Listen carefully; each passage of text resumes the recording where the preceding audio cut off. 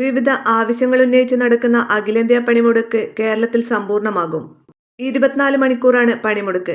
എന്നാണ് പണിമുടക്ക്, എന്താണ് കാരണം, അതുപോലെ ഏതൊക്കെ മേഖലകളെയാണ് ഇത് ബാധിക്കുക തുടങ്ങിയ കാര്യങ്ങളാണ് ഇന്നത്തെ വീഡിയോ ലൈക്ക് ചെയ്യാനും അതുപോലെ ഹൈപ്പ് ചെയ്യാനും മറക്കരുത്.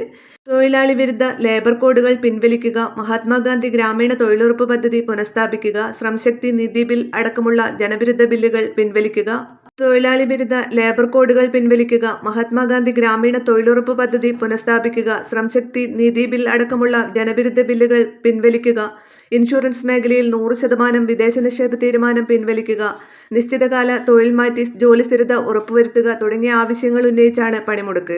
ഫെബ്രുവരി 12 നടക്കുന്ന അഖിലേന്ത്യാ പണിമുടക്ക് കേരളത്തിൽ സമ്പൂർണ്ണമാകും. സംസ്ഥാനത്തെ എല്ലാ തൊഴിൽ മേഖലകളും നിശ്ചലമാകും. തൊഴിലുടമകൾക്കെല്ലാം പണിമുടക്ക് നോട്ടീസ് നൽകി. പത്രമാധ്യമ ജീവനക്കാർ പണിമുടക്കിൽ അണിനിരക്കും.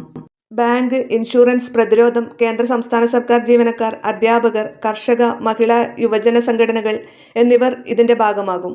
കേരളത്തിൽ കശുവണ്ടി, കയർ, കൈത്തറി, മത്സ്യബന്ധനം, വാണിജ്യ വ്യാപാര സ്ഥാപനങ്ങൾ, തുറമുഖം, പൊതു സ്വകാര്യ മേഖലകൾ, IT തുടങ്ങിയ മിക്കവാറും എല്ലാ മേഖലകളിലെയും തൊഴിലാളികൾ പണിമുടക്കിൽ പങ്കെടുക്കും. ചാനൽ സബ്സ്ക്രൈബ് ചെയ്യാനും വീഡിയോ ഷെയർ ചെയ്യാനും മറക്കരുത്.